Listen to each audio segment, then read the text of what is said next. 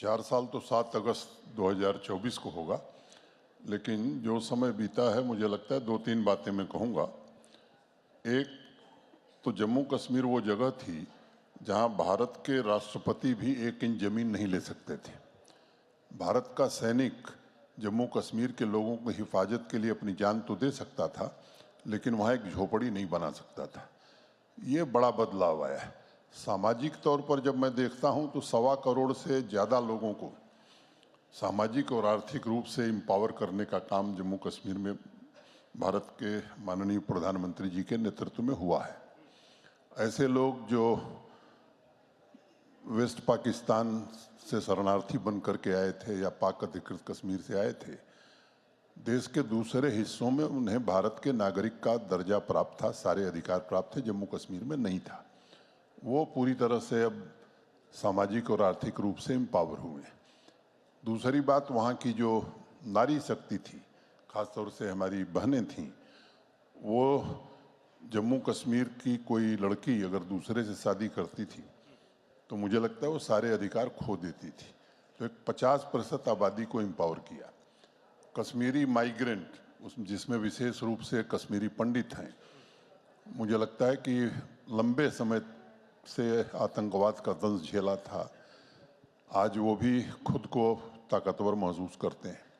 समाज का एक बड़ा वर्ग, जिसे हम अति पिछड़ा वर्ग करते हैं, अदर बैकवर्ड क्लासेस कहते हैं, देश के दूसरे हिस्से में भारत के संविधान के अनुरूप उन्हें आरक्षण की व्यवस्था थी, नौकरियों में, पंचायत और यूएलबीज के चुनाव में, शिक्षा में। वो जम्मू कश्मीर में नहीं था, वो भी उन्हें प्राप्त हुआ है। मैं कहूँ कि गुजर, बकरवाल, गद्दी, सिप्पी, सीना, ये जो आदिवासी थे, पूरे देश में फॉरेस्ट राइट एक्ट पार्लियामेंट के कानून के बाद लागू हो गया था। जम्मू कश्मीर में अभी जाकर के हमें लागू करना पड़ा। एक बड़ा समुदाय था पहाड़ी भाइयों का, जिनकी लंबे समय से मांग थी आरक्षण की। अभी देश की संसद ने उन्हें भी आरक्षण दिया है, और इस बात का ध्यान रखते हुए दिया है कि पहले से जो गुजर, बकरवाल, गद्दी, सिप्पी, सीना लोग थे, इनके आरक्षण को बिना छेड़े हुए पहाड़ी समुदाय के 14 लाख लोगों को आरक्षण देने का काम किया। तो ये तो सामाजिक रूप से मैंने बतलाया। दूसरी बात अगर मैं कहूँ तो आर्थिक रूप से जम्मू कश्मीर में गतिविधियां बढ़ी हैं। अभी आपने दिखाया जी कि 2.5 करोड़ वो नहीं है, 2 करोड़ 12 लाख लोग पिछले साल आए थे। उसके 1 साल पहले 1 करोड़ 88 लाख लोग आए थे एज ए टूरिस्ट, और फॉरेन टूरिस्ट का इन्फ्लक्स 2.5 गुना बढ़ा है G20 के आयोजन के बाद। आर्थिक मोर्चे पर भी कोविड के दौरान भी हमारी जीडीपी की ग्रोथ जो है वो पॉजिटिव थी।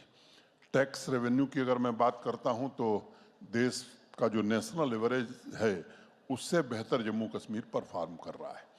इंफ्रास्ट्रक्चर की अगर मैं बात करूं तो आज 1.5 लाख करोड़ रुपए के हाईवे और टनल के प्रोजेक्ट चल रहे हैं। प्रोजेक्ट पूरी करने की रफ्तार हमारी 10 गुनी बढ़ गई है। क्या बात। मुझे याद है 18-19 में जहां 9,229 प्रोजेक्ट पूरी होती थी, पिछले साल हमने 92,500 प्रोजेक्ट पूरा किया, और इस साल 1 लाख से ज़्यादा प्रोजेक्ट हम पूरा करेंगे। ट्रांसपेरेंसी की अगर मैं बात करूं तो जब मैं गया था तो ई सर्विसेज के नाम पर 40 सर्विसेज थी।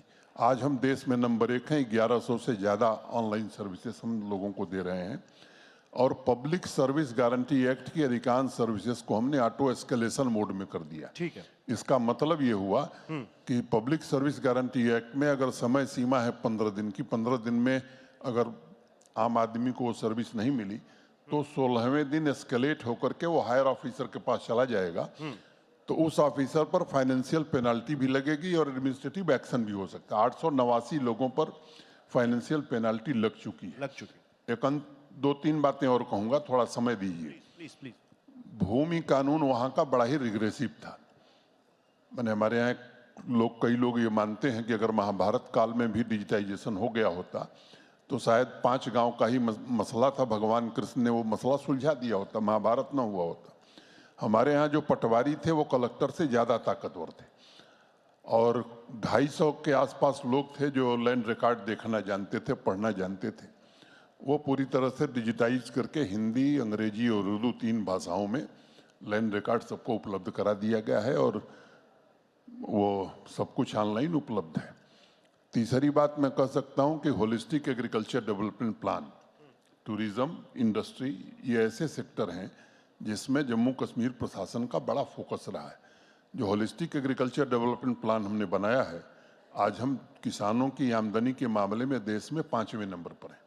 ये पिछले 3 सालों में 11वें स्थान से 5वें पर पहुंचे हैं। और आज मैं आपके मंच से देश को कहना चाहता हूं कि HADP के इम्प्लीमेंटेशन के बाद पंजाब, हरियाणा को हम पीछे छोड़ेंगे, हम देश में नंबर 1 होंगे। इस तरह का प्लान हमने बनाया है। टूरिज्म की बात मैंने आपको बता दी है। तीसरा, इंडस्ट्रियल डेवलपमेंट।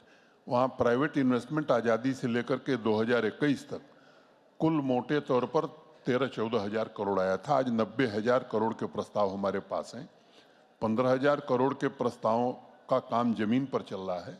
और मैं आश्वस्त करना चाहता हूं कि जो प्रस्ताव आए हैं उन्हें सही में अमली जामा पहनाने में हमें सफलता मिलेगी। एक बात आप दिखा रहे थे, अब पत्थरबाजी इतिहास की घटना हो गई है। झेलम के किनारे रात को 12 बजे भी नौजवान गिटार बजाते हुए आपको मिल जाएंगे। अगर मैं अर्बन ट्रांसफॉर्मेशन की बात करूं तो पेडेस्ट्रियन मार्केट यूरोप के बाद मुझे लगता है कि दिल्ली से बेहतर श्रीनगर में आपको दिखाई पड़ेगी। अर्बन ट्रांसफॉर्मेशन के मामले में भी जम्मू कश्मीर ने ऊंची छलांग लगाई है। एक बच्ची मुझे मिलने आई थी, अभी 10 दिन पहले की बात है। एक समूह था बच्चियों का, तो मैंने टाइम दिया था, तो मैंने पूछा बताओ कोई बात है? कहा नहीं साहब, मैं केवल आपको धन्यवाद देने हैं। उन्होंने कहा क्यों? कहा कि मैंने 3 साल में ही डिग्री प्राप्त कर ली, ग्रेजुएशन की। मेरा भाई 7 साल में ग्रेजुएट हुआ था, क्योंकि पाकिस्तान के इशारे पर 120 दिन बंद काल होती थी। स्कूल, कॉलेज, यूनिवर्सिटी, बिजनेस सब कुछ ठप रहता था। वो भी अब इतिहास की घटना हो गई। तो अब पड़ोसी बंद काल नहीं देता। अब जम्मू कश्मीर प्रशासन कैलेंडर जारी करता है कि ये पढ़ाई का कैलेंडर है, ये त्योहारों का कैलेंडर है।